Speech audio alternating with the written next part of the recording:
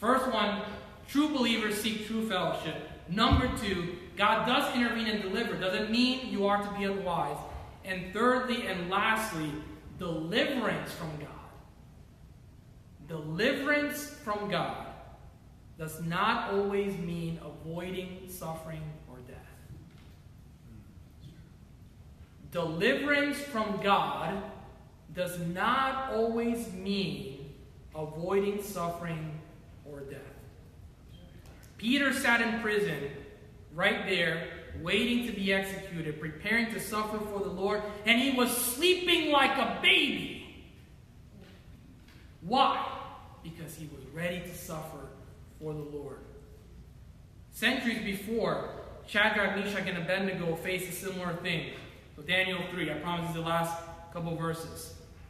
Daniel 3, if you're turning in your Bible, you can turn there quickly or write it down. Daniel 3:13 through 18. You all know the story of Shadrach, should know the story of Shadrach, Meshach, and Abednego there in Babylon.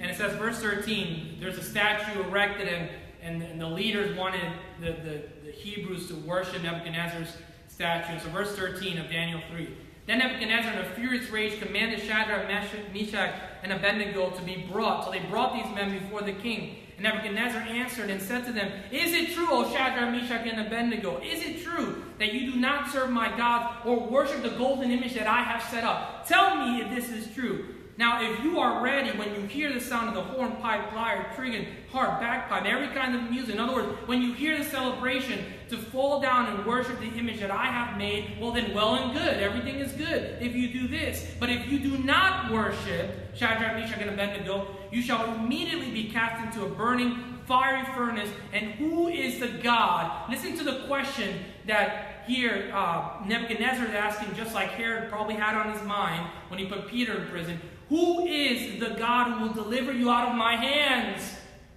And I can see God here in Nebuchadnezzar in his pomp and circumstance and his royal attire, thinking that he is the king of the universe when he is nothing but a little man compared to God. Who is the God who will deliver you out of my hands? As if he is mocking the God of the universe.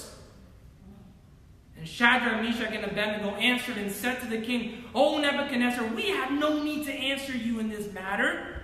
If this be so, if this stands that we will be killed for not worshiping your statue, if this be so, our God whom we serve, big G, the only God, our God whom we serve is," listen carefully to what it's saying, "our God whom we serve is able to deliver us from the burning fiery furnace." The first thing is that God is able. God can do anything. There's nothing impossible for God.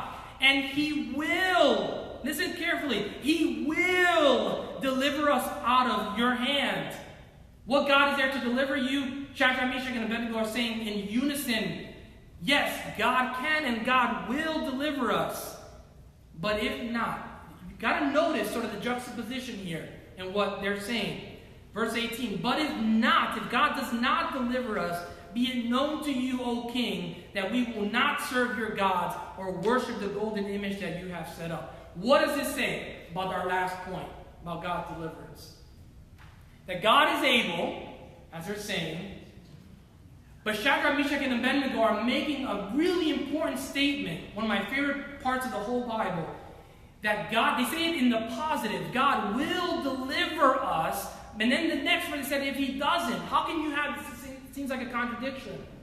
And what they're saying is that the deliverance, Nebuchadnezzar, for us, is either God spares our life, or we die, and we're free from your evil hands. Do you see that? The deliverance that Shadrach, Meshach, and Abednego understood wasn't always to avoid suffering and death, but to be delivered from the evil of Nebuchadnezzar and the kingdom and the world they were living in. God's deliverance means freedom from the oppression of an evil world. And this is why, we'll end with this, Paul tells us in Philippians 1. So turn with me to the last passage, Philippians 1, 19 through 30.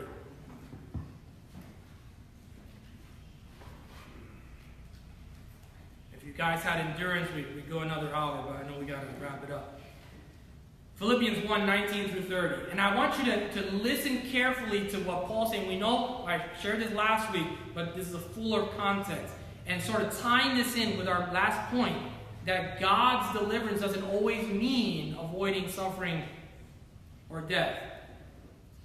Verse 19 of Philippians 1. Only that in every way, whether in pretense or in truth, Christ is proclaimed, and in that I rejoice. In other words, I rejoice in serving the Lord and proclaiming Christ. Yes, and I will rejoice, for I know that through your prayers and the help of the Spirit of Jesus Christ, this will turn out, what does he say? This will turn out for my deliverance, as it is my eager expectation and hope that I will not be at all ashamed, but that with full courage, now as always, Christ will be honored in my body, whether by life or by death.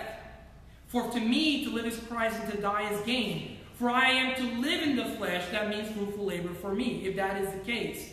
Yet which shall I choose? I cannot tell. I am hard pressed between the two. My desire to depart and to be with Christ, for that is far better. But to remain in the flesh is more necessary for your account. So, verse 25, convinced of this, I know that I will remain and continue with you all for your progress and joy in the faith, so that in me you may have ample cause to glory in Christ Jesus because of my coming to you again. Verse 27 through 30.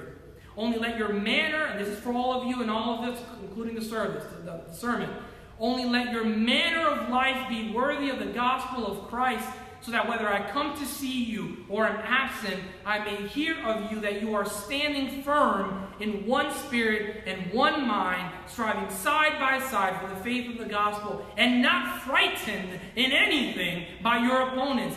This is a clear sign to them of their destruction, but of your salvation, and that from God. For it has been granted to you that for the sake of Christ you should not only believe in him, but also, what does it say? But also suffer for his sake, engage in the same conflict that you saw I had, and now hear that I still have. The deliverance is not always avoiding suffering or death, but it's living for Christ. For as he says, to live is Christ, and to die is gain. That is how we should live our lives. Let's pray.